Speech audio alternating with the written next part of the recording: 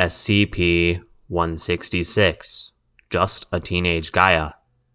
Object Class, Euclid. Special Containment Procedures.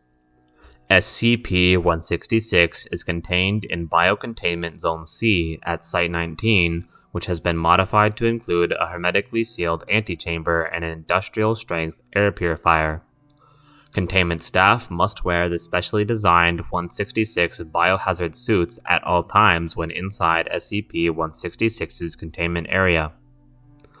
Due to SCP-166's unique physiological needs, a variety of loose-fitting organic cotton clothing has been provided to be rotated monthly. All meals are to be cooked according to the guidelines provided with as little inorganic additives as possible. Reasonable requests for personal items and modifications to the containment suite may be granted upon approval by a Level 4 or higher authority. Disregard. Update. All requests by SCP-166 must be approved personally by Site Director Light. To date, SCP-166 has requested a copy of the Holy Bible, Douay Rheims, Challoner Revision, granted. A Catholic Rosary, granted. Access to a Catholic priest for confession, Mass, and other sacraments, denied. Disregard. Chaplain Davis has been scheduled to meet with SCP-166 on alternating Sundays after a thorough decontamination process. Various books and magazines, mostly religious in nature, granted pending review and approval of contents.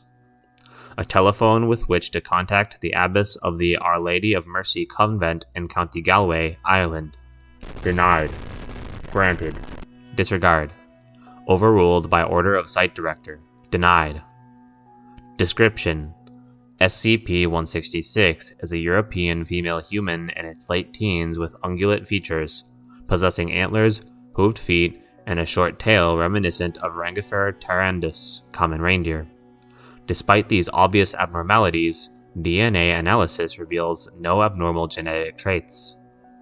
Within a 15-meter radius of SCP-166, artificial objects gradually return to an unworked state.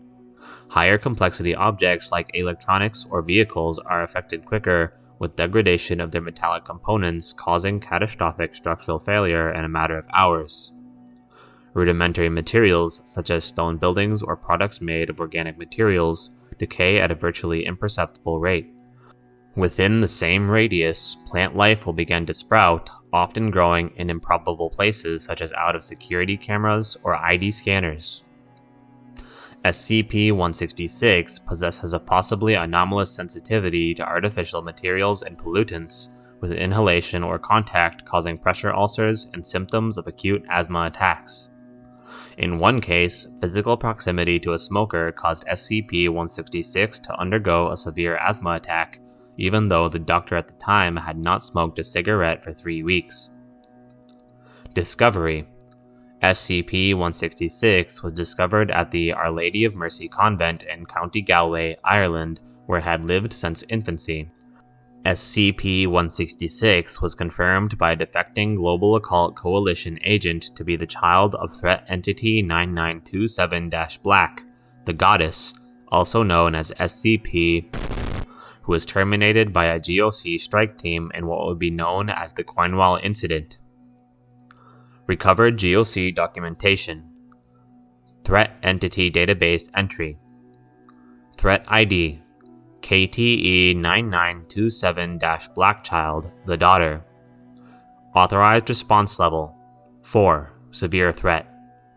Description: Threat Entity is the child of incarnated LTE 9927-Black, the Goddess, and an unknown father.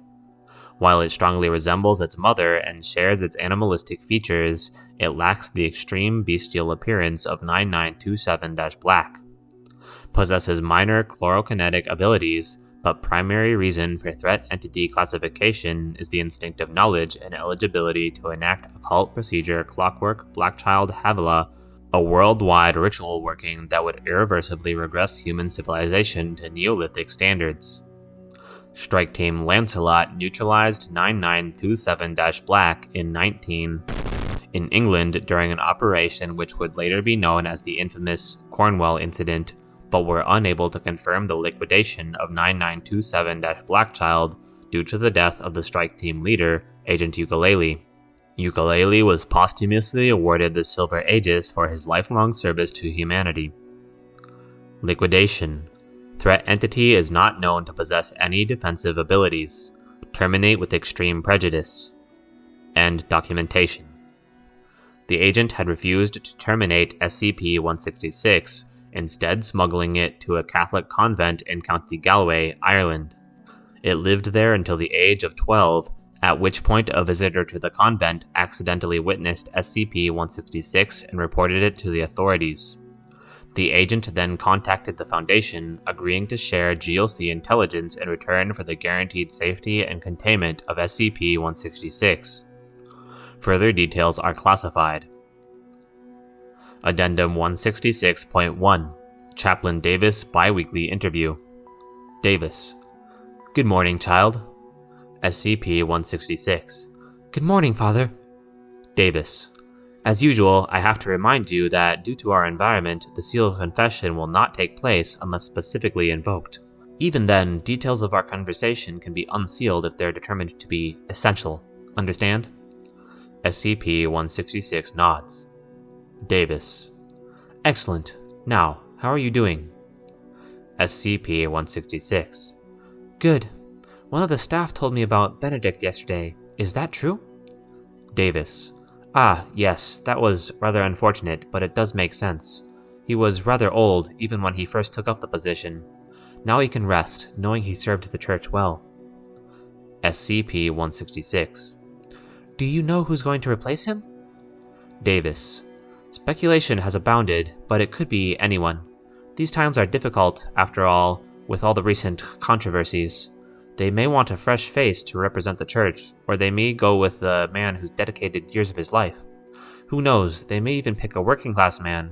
It would certainly give people something to talk about. SCP-166: I guess so.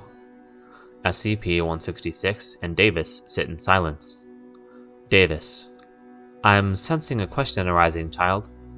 SCP-166: Sorry. Davis: No need to apologize. That is what I'm here for, after all. What is it? SCP-166: It's just, I wanted to ask you something. Thought it might be a little personal. I was just wondering, do you have a good relationship with your parents? Davis: My mother, yes. Before she passed away, I visited her once a month at the retirement home, plus her birthday and holidays. Told her I was a chaplain serving in the military, which I suppose is somewhat close to the truth. SCP-166: And your father? Davis: That is a rather more complicated question. He was a good man, a soldier who held three things dearly: God, country, and family. Unfortunately, he held those convictions rather severely, which resulted in some heated discussions. I love him still, but this way is best for everyone. Davis sighs. Davis: And what about your parents? I know you lived in the convent, but before that? SCP-166: I never really knew them. I got dropped off when I was a baby. I mean, I guess they must have known the sisters if they put me there, but I don't remember them. Just what I picked up.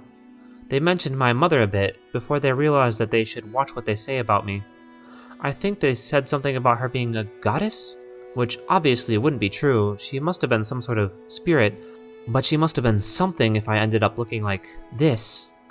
SCP-166 gestures to herself. SCP-166: I remember eavesdropping on the abbess. She was talking to one of the other sisters about how she had done something wrong. Something about a ritual that someone else stopped. They said she died.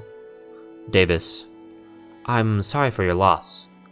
SCP-166: Not like I knew her. Davis: And your father?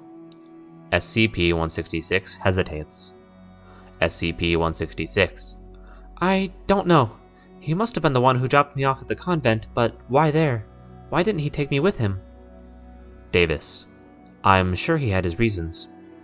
SCP-166: Maybe. You know, they never talked about him. Not once. I must have asked the abbess 1,000 times, but she never mentioned a hint of him. SCP-166 pauses. SCP-166. If my mother was so horrible, what did my father do? End log. Addendum 166.2. Disciplinary interview of... Begin log. Light. What the hell were you thinking? I wanted to make sure she's alright. You wouldn't let me talk to her. I took another route. Light. What you did was so much worse than that. If you just stuck to throwing your weight around to get her amenities, sure, I could overlook that. But you then go about trying to give a Class 4 anomaly a phone line to the outside world? Damn it! The Council already dislikes you working at the same site as her. This gets out, you can kiss whatever deal you made goodbye. Come on, Sophia. She's harmless. The only reason she's in here is because of me. I had to do something. Was the Foundation just going to let her grow up thinking that her... Light. Before you say another word, remember that this will be public to everyone with a Class 4 clearance. I can redact your name, but I can't stop people from putting the pieces together from an ill-timed outburst. Remain silent. 16 years. 16 years where she couldn't walk through a city, or catch a movie, or just go shopping. Doesn't matter if she's in a convent or a Foundation cell, she's being locked up for something she had no choice in. All because of me. It isn't fair. Light. I know. And I can't do anything about it. I could send a strike team anywhere in the world. I know secrets that the most powerful people in the world would pay billions for. Yet I can't even do so much as talk to her, let her know that she's not alone. Light. You've done the best you could. Much more than anyone could have expected you in an impossible situation. Funny how little of a difference that makes. I fell silent. You know, I don't care. Just write me up. Let's get this over with. Light. I'm scheduling you for 6 2-hour sessions with a Foundation psychologist. I'll make sure it's glass. He signs off at the end of it. We can expunge this from your record. Light. Yeah? Light. Yeah, I know. Thank you, Sophia. End log.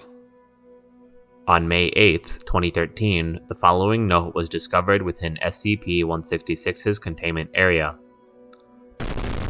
I first met your mother when we were little more than children. She had hooves for feet and starlight in her eyes. She was beauty and nature incarnate, and I killed her with my own 2 hands. Eden isn't a place, it's a state of being. They wanted to take us back to it, and I stopped them. I took paradise away from us for a second time. I have never regretted my actions on that day, except one. That when you first met me on that day, you saw your father put a bullet into the head of your mother. I make no excuses, only explanation. You may not have even remembered it, but I'm telling you now in hope that you understand why I did what I did. I hope that you forgive me. I love you. I wish I could have done more for you. The best I could do was leave you in the hands of kind and loving people and hope they would raise you in my place. From what I've seen, they did well. I'm sorry you couldn't stay with them. I'm sorry they brought you to this place. I promise to do my best to make sure your stay here is pleasant. I promise to keep you safe. Happy 16th birthday. From your loving father. End file.